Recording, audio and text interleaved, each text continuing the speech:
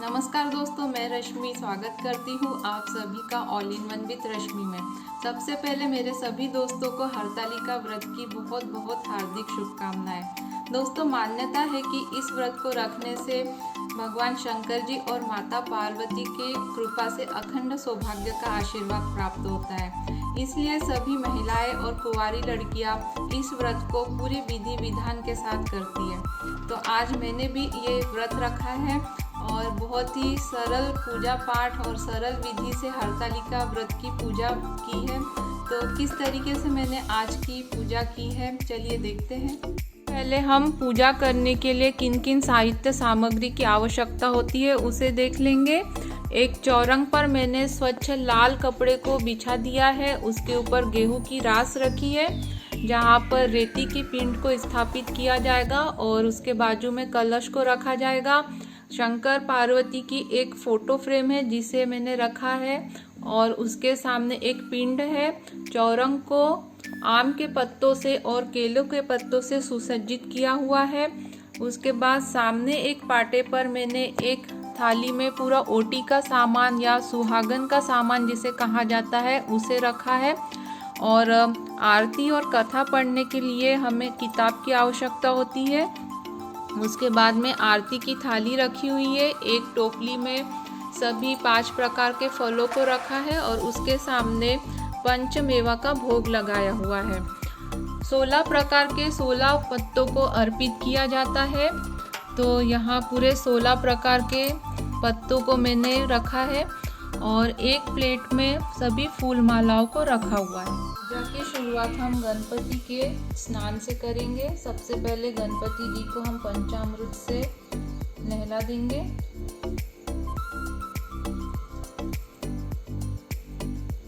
और एक स्वच्छ कपड़े से अब इसे पोंछ लेंगे। उसके बाद में यहाँ पर स्थापित कर देंगे। हल्दी कुंकु अक्षत चढ़ाएंगे।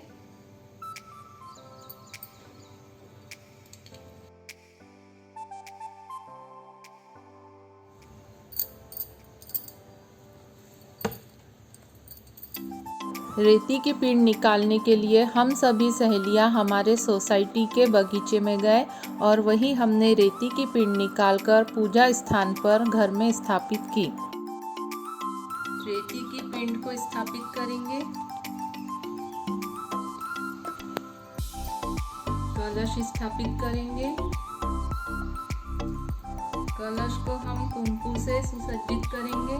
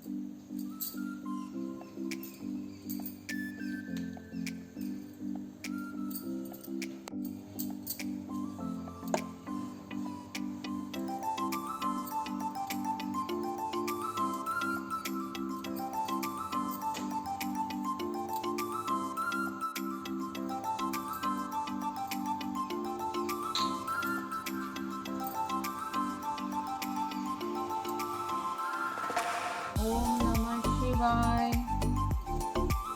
ओम नमः शिवाय। ओम नमः शिवाय।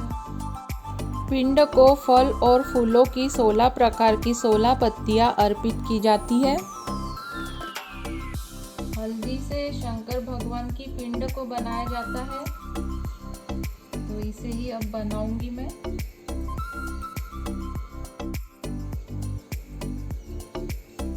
अब कुंकु से पार्वती माता को बनाएंगे।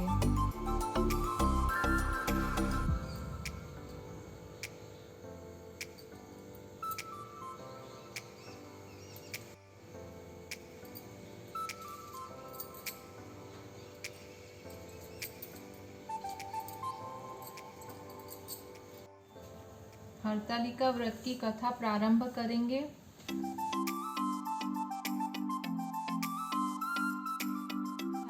ब्रह्म, शिव इत्यादी देवामध्ये विष्णूसारखे कोणाचे नाही। या करता दुःख हरता वार्ता विघ्नाची, निर्वी पूर्वी प्रेम कृपा जयाची।